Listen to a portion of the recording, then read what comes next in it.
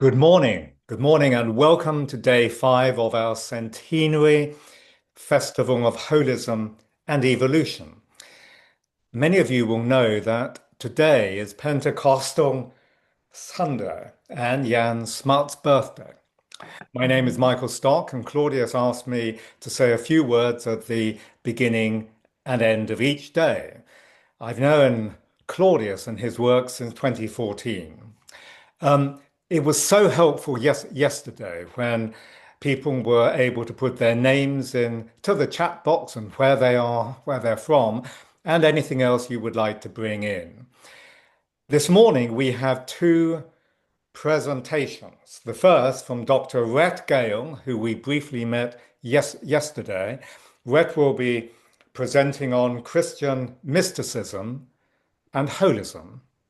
And then Claudius will be introducing some parts of his forthcoming book on Smuts as part of his talk, as well as, and here's a trailer, as well as taking us for a little walk outside more later. So let me now finally introduce one of the founding and most important members of this long Holos project, Joshua Malkin, who will introduce Dr. Rhett Gayle.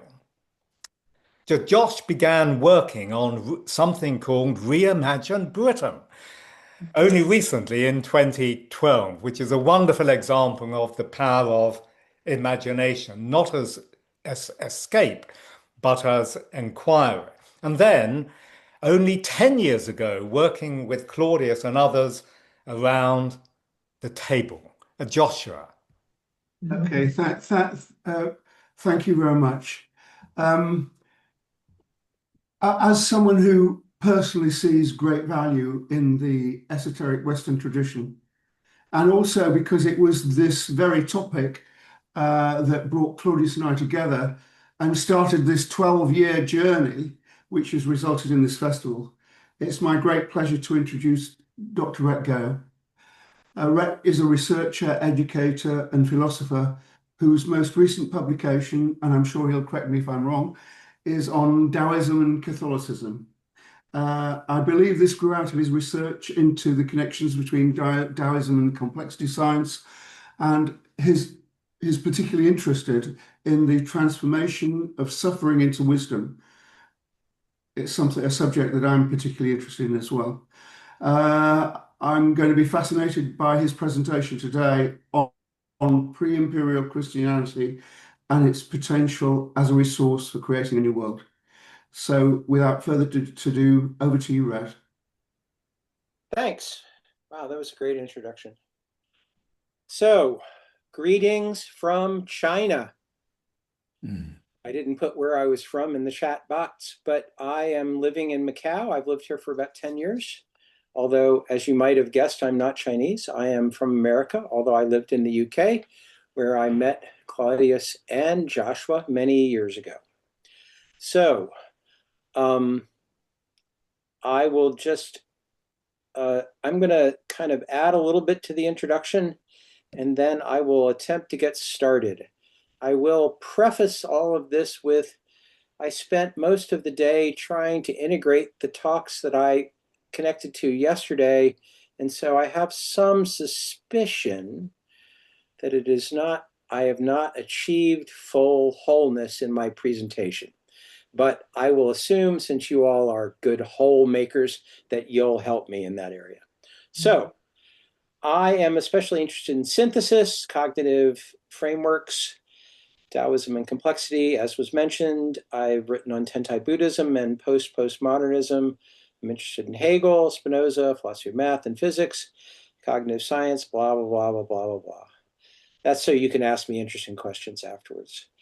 And while I didn't mention this because it's not my most recent publication, I would like to mention that I published an article which I think is relevant to this festival with my much smarter and much better writer wife, Victoria Harrison, called Spiritual Exemplars and Self-Transformation, which I think actually is pretty relevant. So now I'm going to set some framework and then we'll get to the beginning. This is the pre-beginning. So I want to be clear, just to be clear, I am not providing any arguments for or against the truth of the doctrines of Christianity.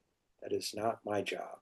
And my talk is fine, whichever way you happen to go on that.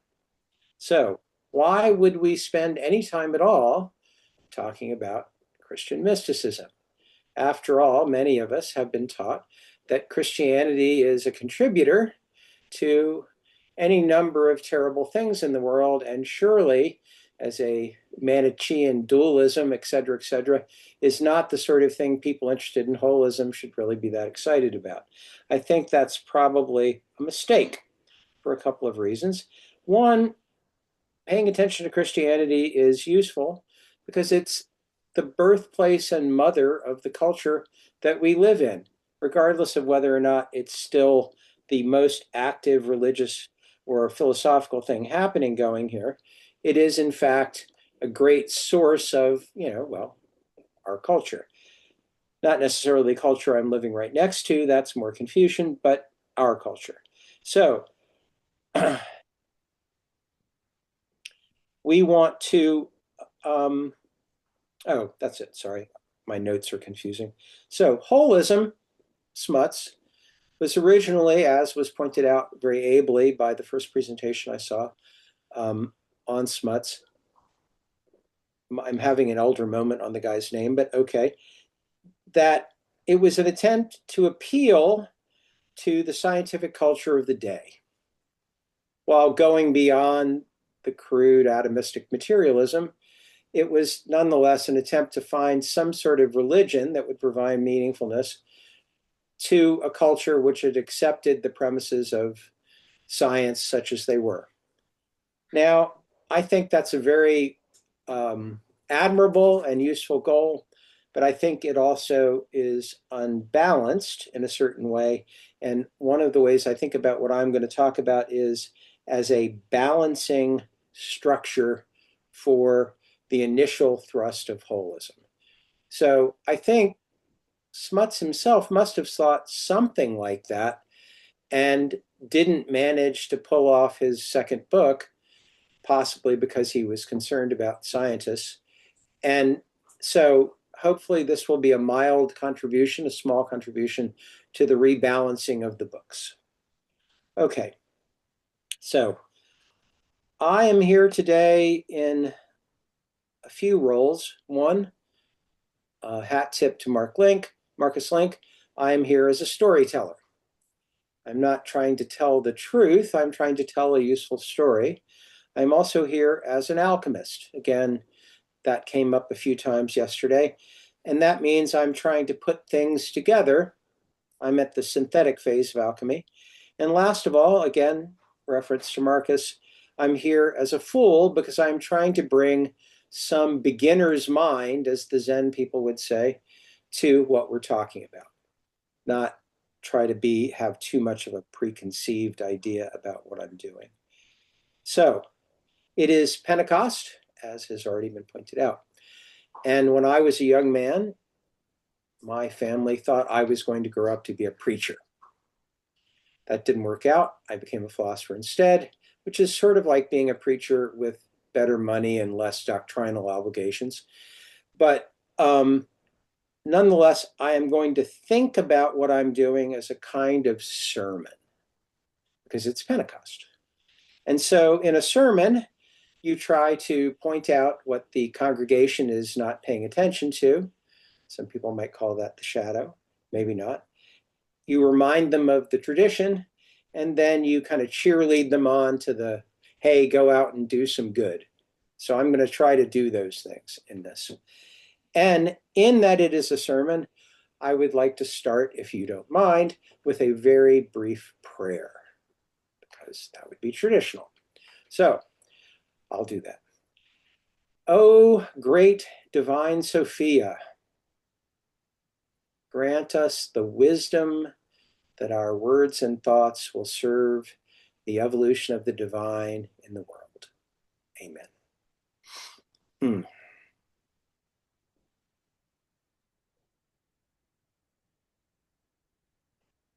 So I thought I would start with the story, very compressed, of Christianity told kind of from a holistic perspective. Not the perspective of the book called Holistic Christianity, which was just too complicated, but this. So most of you, maybe not all, will be familiar with the elements of this story, so I can just zip right through it. Once upon a time, as all good stories start, there were two humans, Adam and Eve, as we call them. And they lived a pretty idyllic life, if you happen to like hanging out in gardens, while the weather is sufficient that you don't have to wear clothes. And they just picked food off the ground or off the trees and whatever, everything was good. And then one day, one of them, traditionally, the patriarchs claim it was Eve, but I'm not convinced that was true.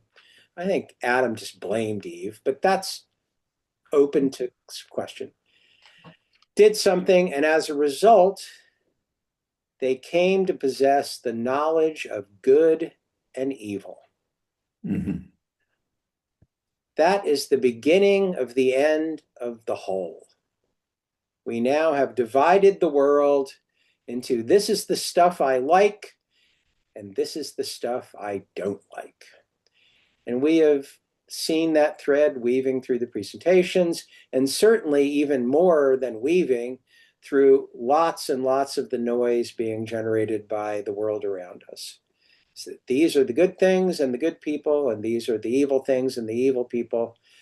And we can't unite with those people or those processes because those guys are evil, and we're not.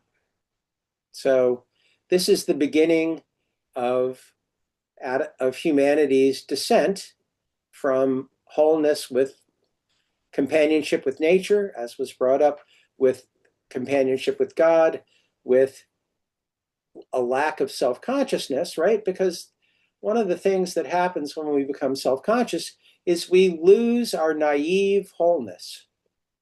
We start thinking about ourselves as if we are both a subject, the one thinking, and an object, right? The one being thought about, right? I'm not being as productive as I should be. That to have that thought requires that I'm thinking about myself as separate from me. And that might even be how we start thinking about things like sin as a self-separation. I'm currently listening to Augustine's Confessions, and boy, there's a guy who is really not at peace with himself because this is a sin and that is a sin. And I actually enjoyed a piece of music that wasn't about God. Oh, bad on you, Augustine, right? So this is the beginning of all the separation.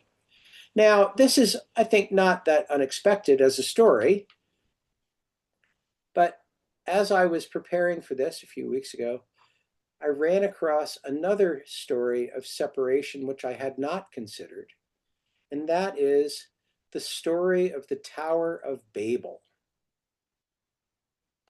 So, something I hadn't known, maybe you don't know, maybe you do. At the time that that story was written down, the gods, not God, but the gods were thought to live on tops of mountains. Baal and Moloch and all those guys, right? So when it says, oh, we're going to build a tower to the heavens, all this time being a great sci-fi reader, I thought they were like trying to get to the edge of the atmosphere, which seemed hard with a tower, right? But what they were actually doing was building an artificial mountain that was high enough that the gods would want to live on it, and then the humans could go up it and meet the gods. And this turned out to be a terrible idea, and Yahweh, the real God, cursed humanity. And how were they cursed? Well, they broke up into a bunch of different linguistic groups. So that when I go to buy groceries, the people I go to buy them from don't understand what I'm saying because they all speak Chinese and I don't. So this is another way in which separation has happened, but it's not separation from nature or God. Those are the things that happened in Eden, but separation from each other into tribal groups, into nations, whatever. And the person who was explaining this in the book I was reading pointed out something that I had just never noticed, even though I've read this story, and that is the real God, Yahweh, appointed gods to be gods over all the other nations. Because those gods were real, they just weren't the creator, the ruler, whatever. So not only did the nations have different languages, but they also had a different center of organization, right? So now we've got this kind of troublesome thing, and we see the results of that even today, right? Donald Trump hates Iran, Iran hates Donald Trump. The Israelis are after Iran, Iran is after the Israelis, the Chinese are doing whatever they're doing, et cetera, et cetera, et cetera. This is all a continuation of this problem where we decided that we were going to try to control the gods. So, do I want to talk about this? So this fragmentation in our system of order is in governance, as in nature, and is also internal to ourselves. Now, there's a whole bunch more of the pre-Christian story, but you could think of it this way for the sake of this talk. It's a bunch of people who are organized around their own gods. One group seems to be organized around the real God, but it's all tribal, right? All the relationships with the divine are groups, in distinction with other groups, relating by covenant, if you happen to be Hebrew, to God, right? There's not a concept here of an individual relationship to the divine. It's a tribal relationship. That individual relationship, as Smuts points out, comes about with the advent of Christianity, right? So, Christianity, or I don't really like that word all the time. I'm not really sure what to replace it with, but Christianity is a break with the way things are at that time, right? And one of the ways this break happens is that it offers the possibility of individuals being whole in their relationship with God, in their relationship with themselves, and their relationship with the world. We could call it nature, whatever you want to call it, right? This is the first budding of a kind of recovery from Eden. Now, again, I am not saying this is true. I'm saying it's a useful story. And we can see something important by looking at the story. So I just want to make sure you're clear.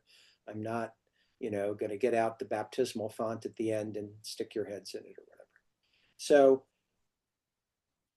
what's the first element of this story? The first element is, if you're a mainstream Christian,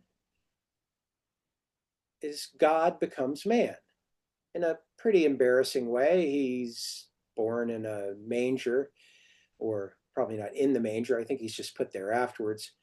And some people think it was a cave. That would make sense. But, there he is.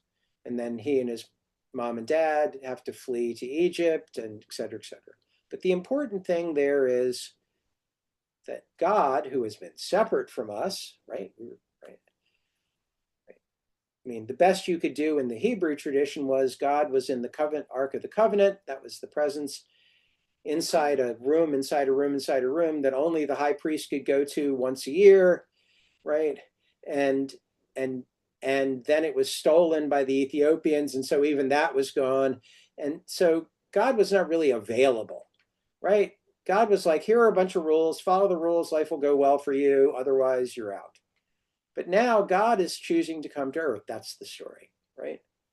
So there's a couple of things about this are important. One, hearkening back to a couple of the presentations, this is a Jungian conjunction of opposites, the divine and the human, which have been in opposition up until this point.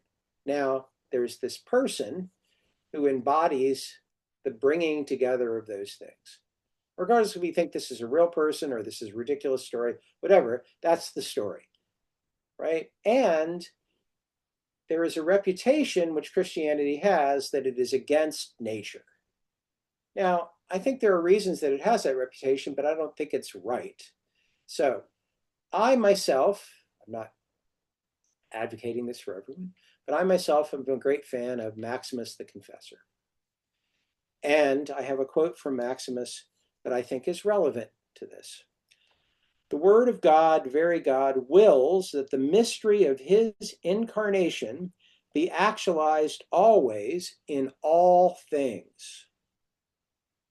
So not just in the person or body of that guy, but the incarnation is actually like the spear tip or the concentrated coffee espresso version of God coming into everything. Now, Maximus, being a good Greek, would also note that humans contain in their nature all of nature. We have the material stuff, we've got the biological stuff, right? We've got the animal consciousness, and we also have our human consciousness. So by becoming human, God is joining with nature, and further is trying to extend that joining with nature. And so this fits exactly with the kinds of things that were talked about in other presentations, right? Where God is deeply connected with evolution. Now, Maximus, of course, being a long dead Greek guy, didn't know about evolution, but nonetheless, we could see what he was saying as evolution is God's expression, this in the consequent nature, to use the Whitehead that came up yesterday. So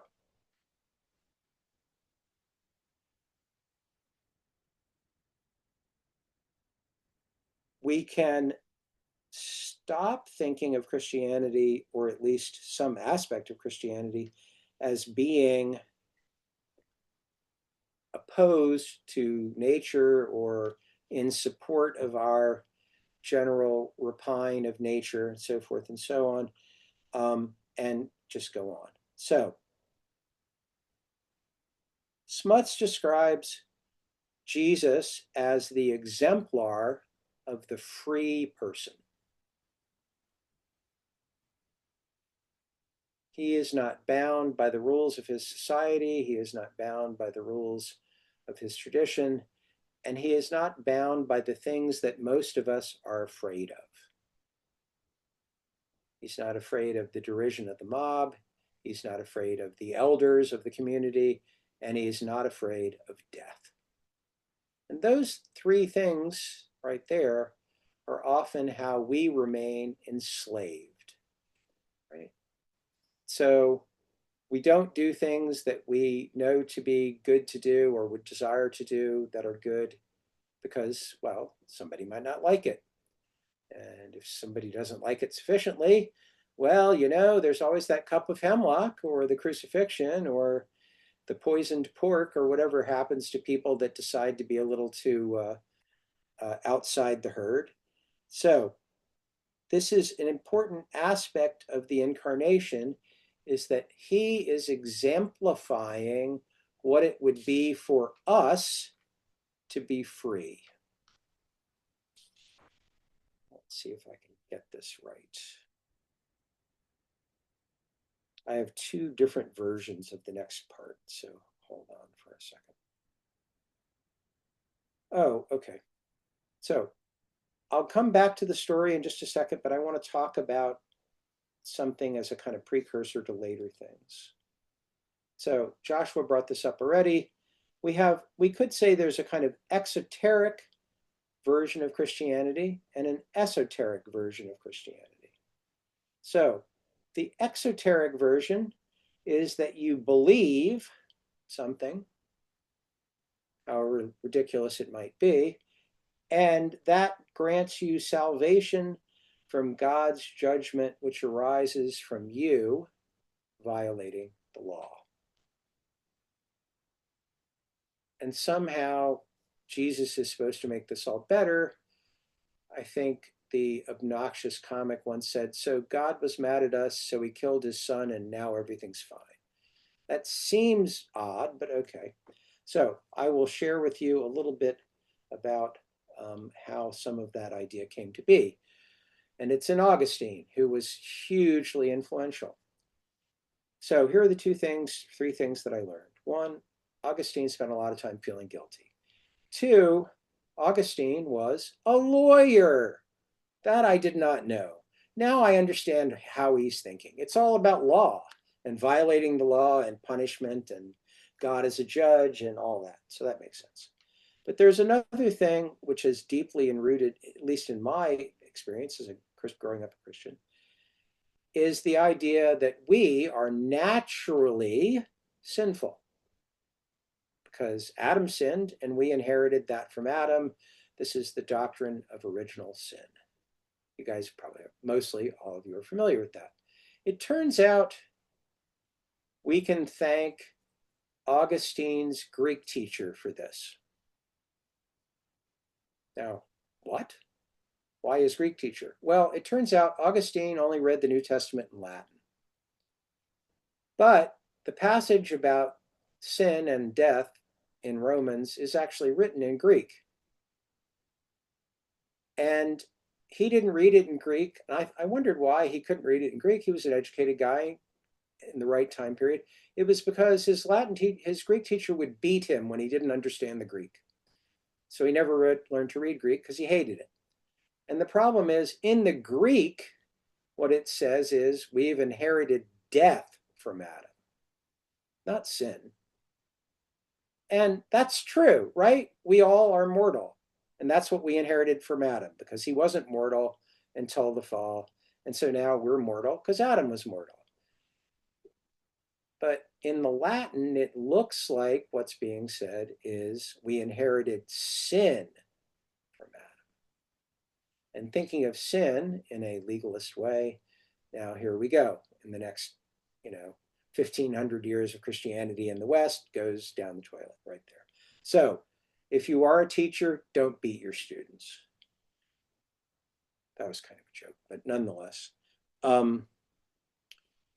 it is what happened. So on the other hand is the mysticism part, the esoteric Christianity, and that aims at union with the divine. So to the extent that there's something wrong with us, it's not that we're inclined to be evil or whatever.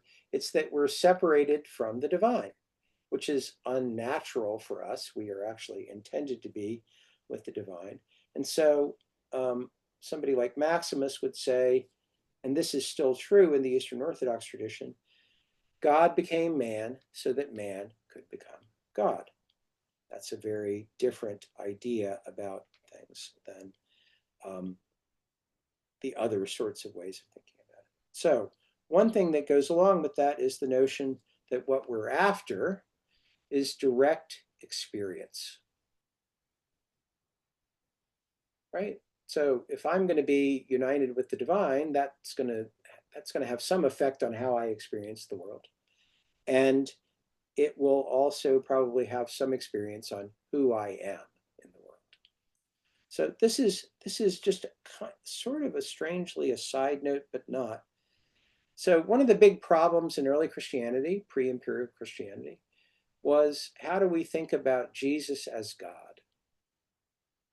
So a lot of people, and maybe this was even the standard view, thought of Jesus as kind of a secondary God. There's God the Father, and then there's like this other divine being, Jesus, who's the secondary God. He's just as divine as God the Father, but somehow isn't like right at the top of the pyramid.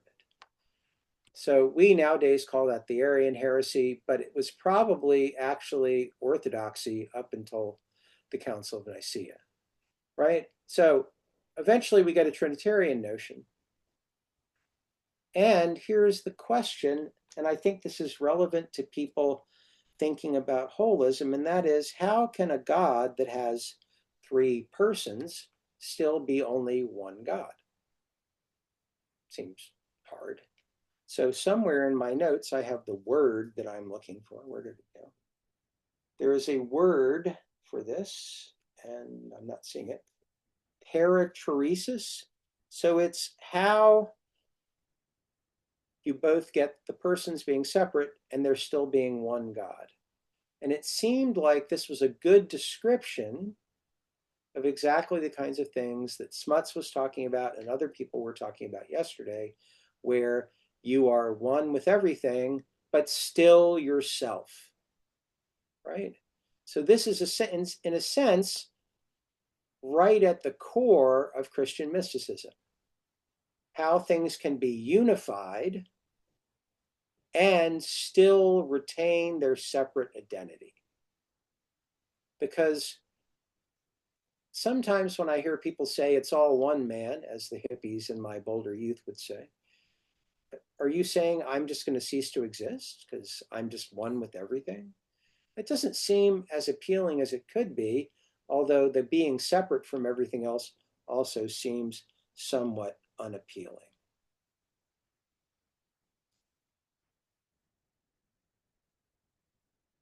So, the Tower of Babel, the incarnation. So, after some indefinite period where he visits the Essenes in India or works as a carpenter or whatever happened between the early days and the beginning of Jesus's ministry, Jesus starts walking around and talking to people. And mostly either getting one of two reactions. Wow, you must be the Messiah. Let's walk around with you. Or what the hell are you talking about? Please get out of our town. So those two things happened. Well, there was the third thing. So you cast out the demons and all our pigs ran into the lake. You should leave. So that's a sort of side thing. A light note, trying to have a light note. So what was he doing while he was walking around? Well, my claim is that he was exemplifying something. He was making something visible in his person as an exemplar. So what would he say he was exemplifying? The kingdom of heaven. Now, you all will know that the Jews of his time were looking for a king, but they thought the king was going to be the guy that was going to come and wipe out the Romans and, make Judea great again. They all had the red hats and were just like marching forward. But Jesus was like, nope, I'm not here to do that. And this kingdom of heaven that you're looking for, it's already in you, which connects very directly to all the stuff about inwardness that came up in earlier talks, right? The kingdom of heaven is within you. Well, I started wondering as I was getting ready for this, what the kingdom of heaven was really like. Well, the kingdom of heaven is where we're free and are acting on our image of God, which is we are creators. And that's exactly what you all have been talking about this whole time. Being free, right, to create a world that we would like to live in, right? And it seemed like what Jesus was saying is, look, you guys think that what you're waiting for is the world being better out there, right? I mean, the Jews have been conquered by the Romans. And, as much as I like the Romans, they're kind of not very nice people, right? You piss them off, they nail you to a couple boards, stick you up in the sky till you die. They get people to fight each other with sharp swords and for entertainment. They're not nice. And being run by them is not all that great either, right? In a certain sense, they're exactly the exemplification of the thing that David Lorimer talked about with McGilchrist. They are like the absolute triumph of left brain bureaucracy backed by force. That's the Romans. So while things suck in our current world and we could wipe the whole species out or whatever, it's not like the people living in Israel at that time were having a great day. And Jesus's message was, look, winning externally is not going to happen unless you recognize that you are already living in the kingdom of heaven. You have a choice to make. You can become reborn, right? Metanoesis, mind change, transformation, and then you'll see that you're in the kingdom of heaven. So there's a couple of things I think are relevant to us today there. One, focusing on what's wrong with the things around us makes it harder to see the kingdom of heaven. Right? So every minute I spend complaining about Chinese bureaucracy or how they're reconstructing the apartment below me with jackhammers or whatever, right? The politics in my home country are insane. My focus on that is exactly not focusing on perceiving the kingdom of heaven. Now, I'm not saying close your eyes. I'm just saying if what we're after is the whole, what Jesus might say to us is, look, focus on that. Don't blind yourself to the stuff's going on, but don't believe that it's the most important thing happening. Right? Because the kingdom of heaven is within you. Look within, whatever. Let's all read the Gospel of Thomas and get some good techniques, et cetera, et cetera. So that isn't he's making a point there. And when he talks about metanoesis, mind change, he's also making a point. So for a long time early in my life, as a person interested in complexity, people talked about the need for a new paradigm. Right? You probably heard that. We need a new paradigm. Things are going to hell in a handbasket, new paradigm, new way of thinking. And I started having this problem. And that was, I tried to think about what a new paradigm would be. And I realized that every time I thought about it, I was using the way of thinking that I already had, which was the old paradigm. And that furthermore, it didn't really seem to me that I could just will myself to a new paradigm. Like, oh, I need a new paradigm. Now what? Right? So a very clever philosopher, L.A. Laurie, wrote a book called Transformative Experience, and she pointed out that we have this problem in a lot of ways.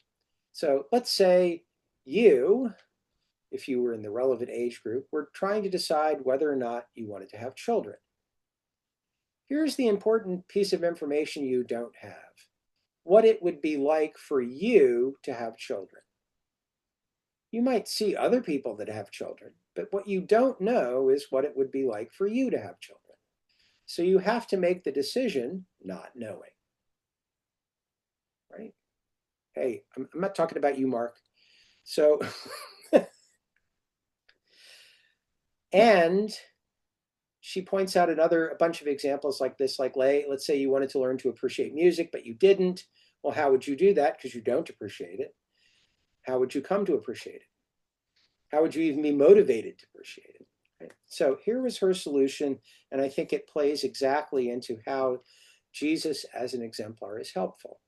Here is how new paradigms might come to be for you. There is someone who is exemplifying that new paradigm.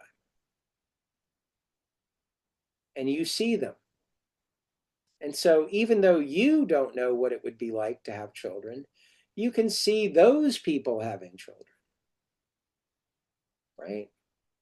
So this is connected to a couple of points that I wanted to make. One, a lot of the contemporary discussion of holism and spirituality, I haven't heard this in this group, is dominated by the notion of emergence. God is going to emerge. This is going to emerge. Okay. Now, as far as I can tell, that's the same as saying a miracle will happen and then we'll move on. But we might also note that the old school thinkers pointed out, in addition to emergence, there was emanation, which is information, energy, spirit from elsewhere. So the claim is Jesus is an exemplar of a free person, and that freedom comes from somewhere else. even though he's fully human, just like us, his freedom comes from outside the system of order that we are trapped in. So here is one of those great sayings which I've loved my whole life and misunderstood pretty much my whole life too. You should not be in the world, you should be in the world, but not of the world.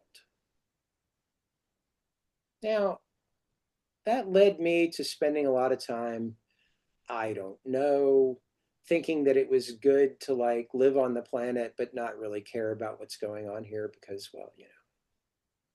So thanks to the great David Bentley Hart, I realized that that word that's being used, translated as world, there is actually cosmos. But the word cosmos doesn't just mean like, you know, life, the universe, and everything. It's actually a system of order. So we have to live in the system of order given to us because there it is. But we shouldn't be citizens of it.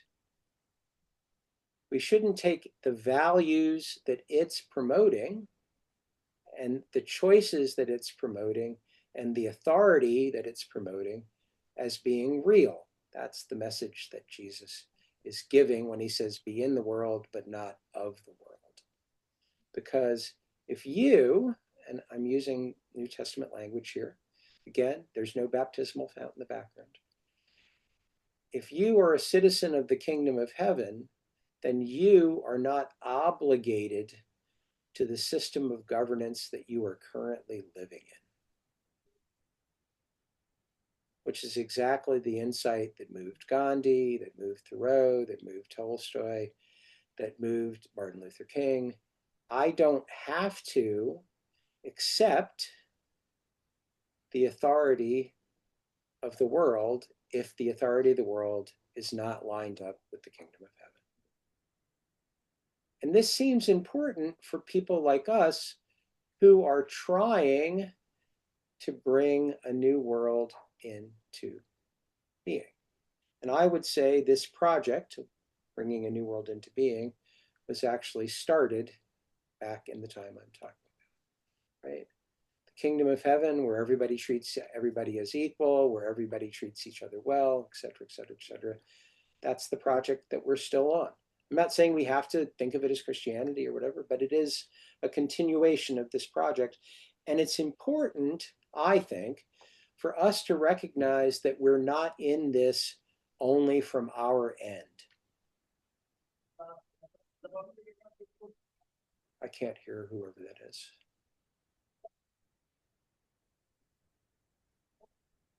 It seemed like someone was talking.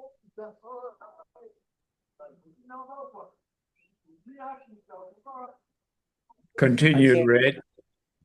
Oh, I just can't hear what that is. All right. So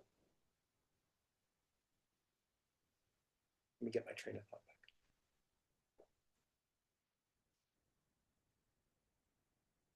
I used to put it this way.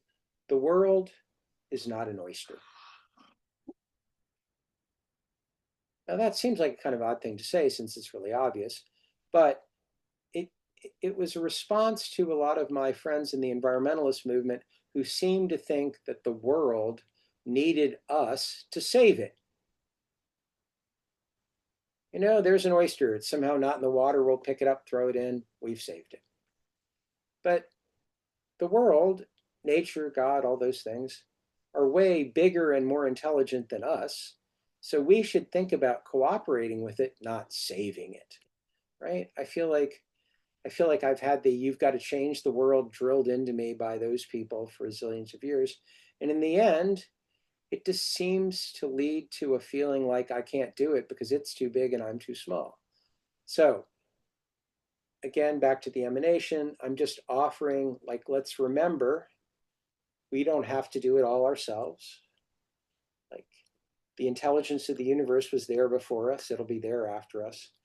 And if we think it's going in a good direction, then we should just get with the program, right?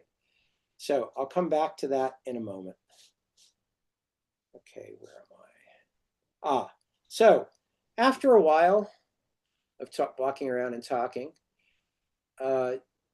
Jesus finally succeeds in pissing off the relevant people, and they decide to kill him. Now, this is kind of a wave of him having like the most terrible experience. He's betrayed by his friends. He's tortured. He's betrayed by his own religious community. And then he's tortured to death. And for those of you that haven't really grokked this, crucifixion is a really terrible way to die. And it's also the death reserved for the very lowest of the low in Roman society. It's the most humiliating possible way to be executed. So bad deal all the way around. And there are two things in this part of the story that I think are worth thinking about relative to what we're trying to do. The first one is Jesus said, "You think you have power over me, but you don't. God is allowing this to happen, so it's not really on you at all. And also, he knew it was going to happen. He could have left, right? It's like, oh, okay, I'm not going to be here." So he chose all of that terribleness with forethought, right? And there's this great scene, which I was reminded of when we were talking about left and right yesterday, where he's talking to Pilate, the representative of the Roman bureaucracy. And Pilate says to him, "What is truth?" And he just stands there. Well, that's because Pilate wanted truth to be some left brain, here's the truth, da, da, da, da, da. And Jesus was just standing there exemplifying the truth. So Pilate went along with his death in spite of the fact that his wife, the feminine wisdom, said, "I had this dream about the man that's coming before you, and you really shouldn't kill him." But nonetheless, so he dies.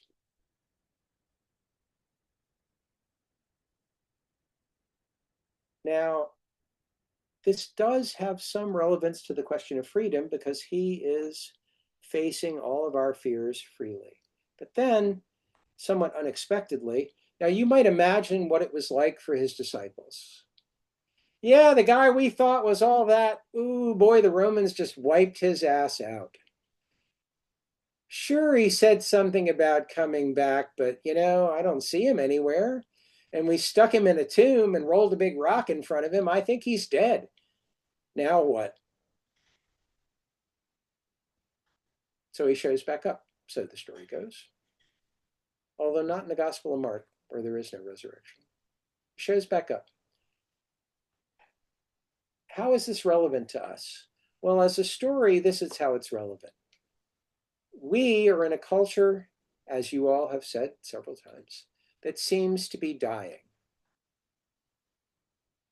But like the phoenix or Jesus, we could imagine that death is the precursor to rebirth, to something better. Because surely we think the way it is now, even if it was possible, shouldn't go on forever. Even if it wasn't destroying the own basis for its existence, there are all these people being tortured, there are all these wars, there's all, like, we don't really want this forever. I mean, this seems kind of crazy. So maybe we could take the death as a stage, right, in leading toward resurrection. Here's an example. So Jesus comes back, he talks to them, he does a bunch of stuff. And note, he's coming back as a body. This idea that Christians are all about like the ethereal pie in the sky, by and by, like, that's true later, but it's not true in early Christianity. They thought resurrection was like you're going to get up and walk around and like eat a fish. There's not. I mean, you've got a better body than you had before, but you're not like this ethereal like ghost or something, right? And heaven isn't that either. So resurrection, he ascends into heaven. He says when he leaves, everybody's like, "Don't go, don't go. I've got to go so that the Holy Spirit can come." And now we're almost to the part how it's Pentecost, right? He leaves and after that, sometime, the disciples are all hanging out in a room, and suddenly fire comes pouring down from above.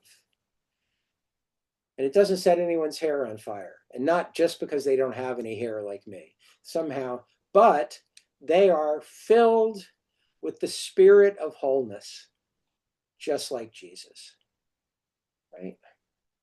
So he has gone from being the unique exemplar to being the precursor of a more general embodiment of wholeness.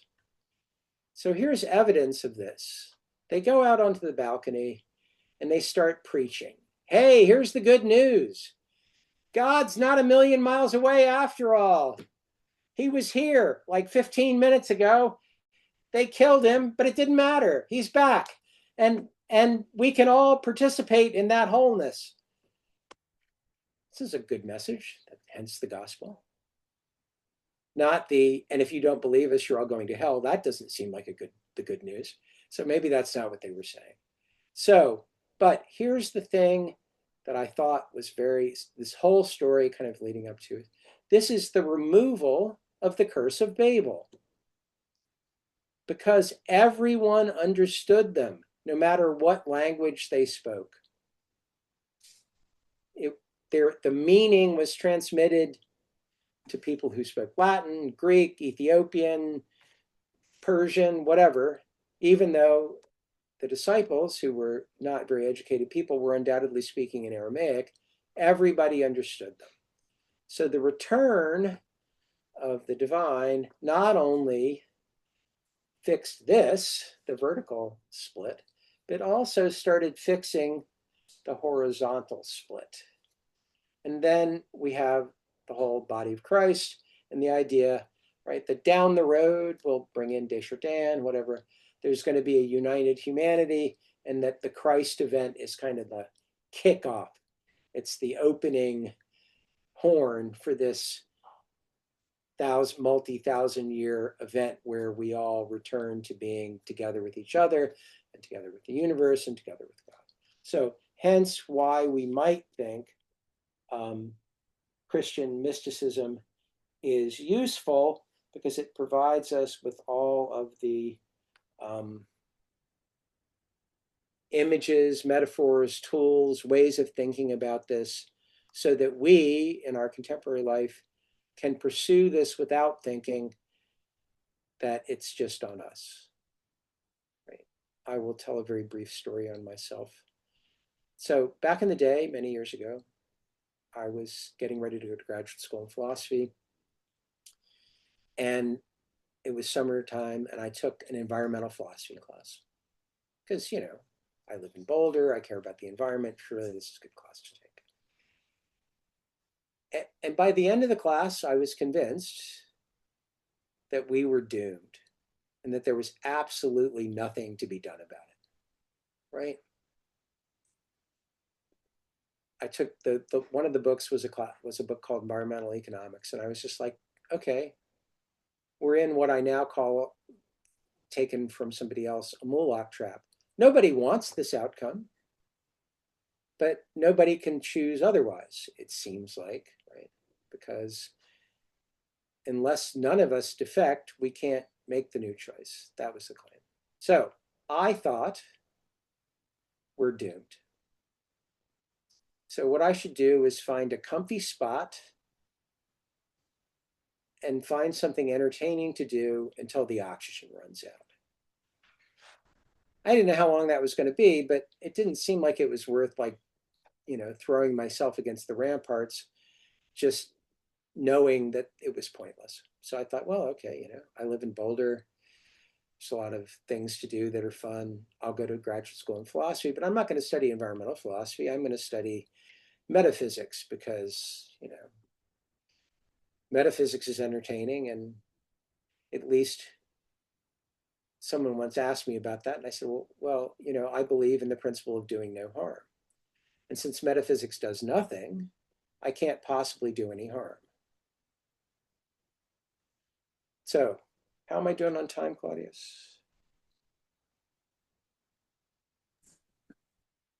If you can wrap up in the next couple of minutes. Oh, I can do that, no problem. All right.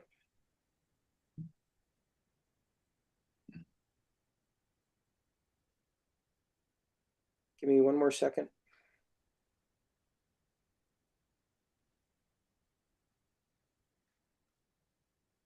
No sermon is complete without a Bible verse.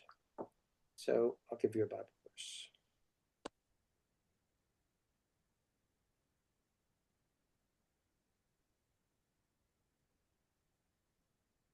So yesterday we talked a lot about love and hope.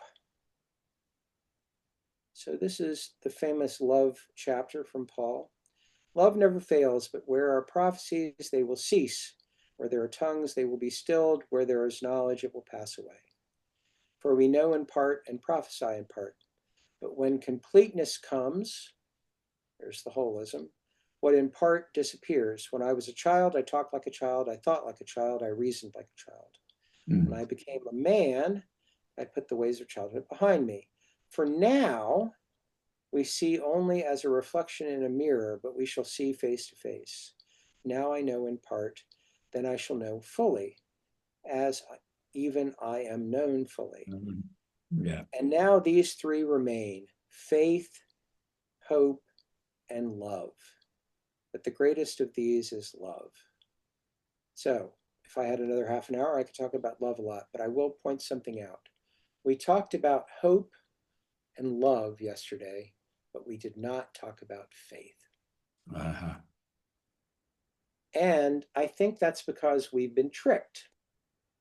Faith is not believing something. Faith is trusting something. So if you trust the whole, you have faith. If you believe that something, that's not really what Paul is talking about there. Paul is talking about faith.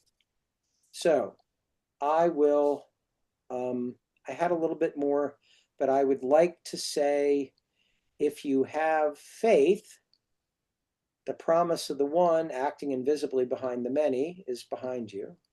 Hope is then the outer, knowing, trusting that the outer will align with the inner, because faith is what aligns the inner. And love, keep in mind, that's agape. And agape is the kind of love that parents have for children, or gardeners have for plants, or God has for you, and that is for full fruition, right? That's what we're working for, the full fruition of the divine in humanity and the world. Thank you for your time and attention.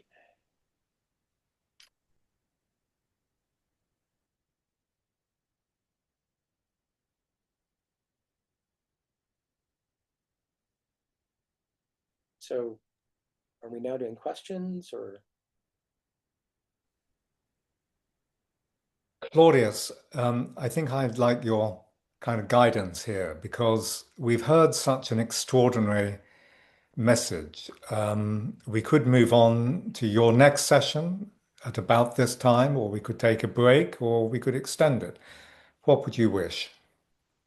My sense is that Rhett's presentation has been so challengingly provocative and creative that we might just want to create some space for folks who want to engage with that.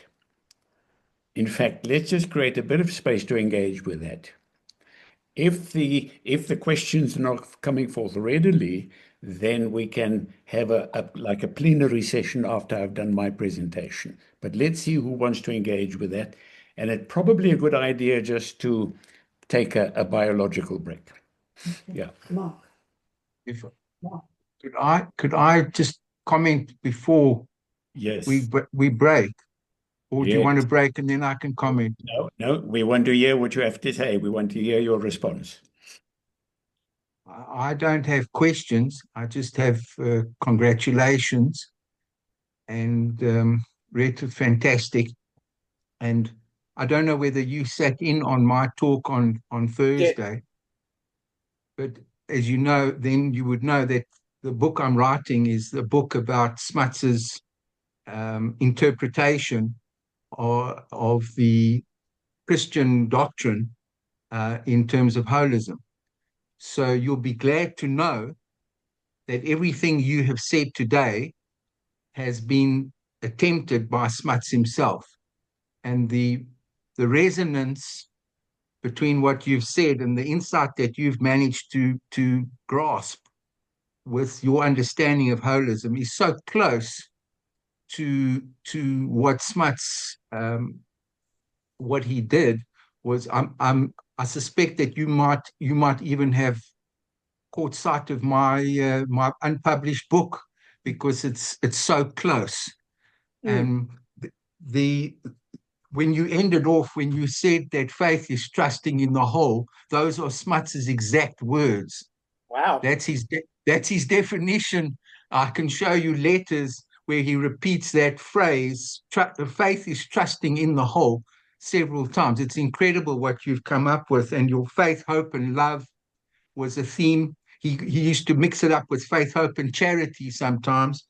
And then, of course, all the concepts, incarnation, resurrection, all being reinterpreted in terms of holism, which you have articulated so well today. And then I don't know whether you had time to bring it together with the Babel curse and today's Pentecost Sunday, which is the Babel. The Babel is where we're dividing humanity, and I think today is where it's an attempt to reunite by the Spirit. So your talk was excellent. I understood it. Thank you very much. I've got much more to say, but I won't bog down We can talk later. Claudius's show. We can talk another time. Thank Okay. you very much, Jeff. And yes, let's talk later. Claudius, would you like us to take a short break now? Although I see Mark has his hand up. Let's let Mark in. Thank you so much. Appreciate that. Thanks very much, Rhett, for that fantastic presentation. I must say, I found it very, very thought-provoking, and I really love your, how should I say, playful way of presenting some very serious concepts. One thing that really resonated with me, that I've been sitting with for such a long time, is this wanting to save the world concept. Surely there must be something that I can do to fix it. And then I think someone called it once to me the perfect world hypothesis, that everything is the way it needs to be and everything is in process, and you can just allow it.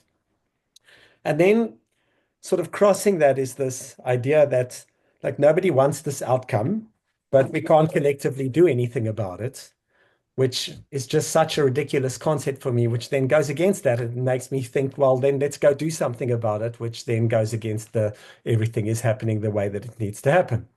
And then to confuse things further, for me at least, there's, this idea that I absolutely love, that the way I understood what you're saying is that faith is holding the energy and the space behind it. The hope, I love that, is the alignment with the universe, like allowing synchronous events to take place to feed that. And then I didn't quite get what you said about love and how that fits in underneath that. So I'd love to hear what you have to say about that. And I'd also love to just hear your thoughts about, for you, where did you end up placing yourself in this kind of dichotomy, if you want to put it like, versus doing actionable things to try and make the world a better place, versus holding space for it, versus actually just sitting back and studying metaphysics. Thank you. Well, okay. I'll respond to that if I can. Mark had two things. He said he wasn't quite sure what I was saying about love, so I'll say something about that. And then, oh, right. Okay, now I understand what the other question was. So I was pointing out that the word being used as love, for love, that we translate as love, in that passage, God is love, is the Greek word agape. So there's different words for love in Greek. There's eros, there's agape, there's philos, there's a few others. But agape is the love that wants the best for the being that's being loved. Like, I sometimes think of it as like the love a coach has for his team. He wants the team to do well. He wants all of the players to be as good as they possibly can be. My friend Aaron would say it's the love of a good parent that has for their child. They want the child to be as much as possible, right? To fulfill their gifts, to be happy, not just to be happy, but to flourish maximally. And that is not so then I'll feel good. It's not a I'm trying to possess the person that I love so that I'll be happier, or I'm trying to be friends with them so we can have a good friendship. It's really a kind of, I want to give to that being so that they can be as much as possible. And that's the kind of love that is being talked about when it said God is love, right? It's not like God really likes us, or God wants to date us, or God thinks the universe is something to be friends with. I'm not saying those things aren't true. I'm just saying that's not what's being asserted there. We have a very impoverished language, English, where we only have this one word, love, whereas Greek's got like 6 different words. So was that helpful, Mark? Yeah, I think so. I think I was looking at it from the perspective of this kind of driving force that can, between faith, hope, and love, can, Right. bring.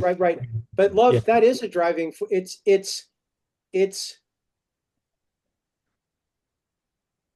in the Mahayana Buddhist tradition, the bodhisattva is motivated by the desire to liberate all sentient beings.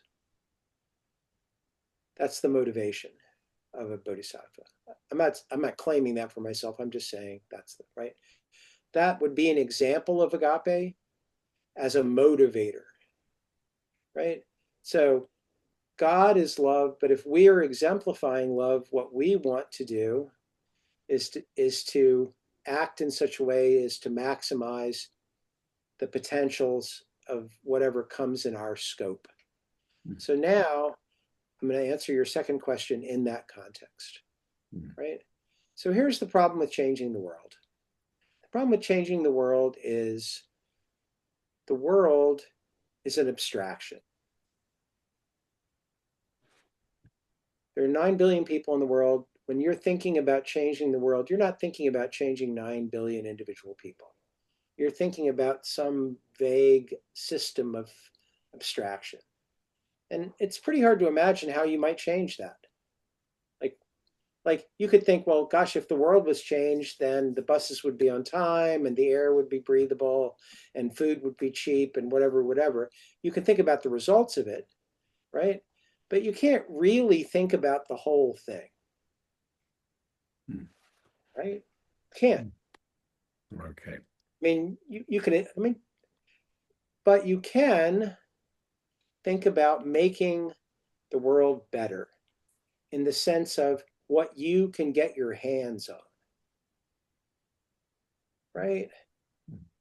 That you can make better. So you asked about where I am on the metaphysics, do nothing, study metaphysics, which I still do.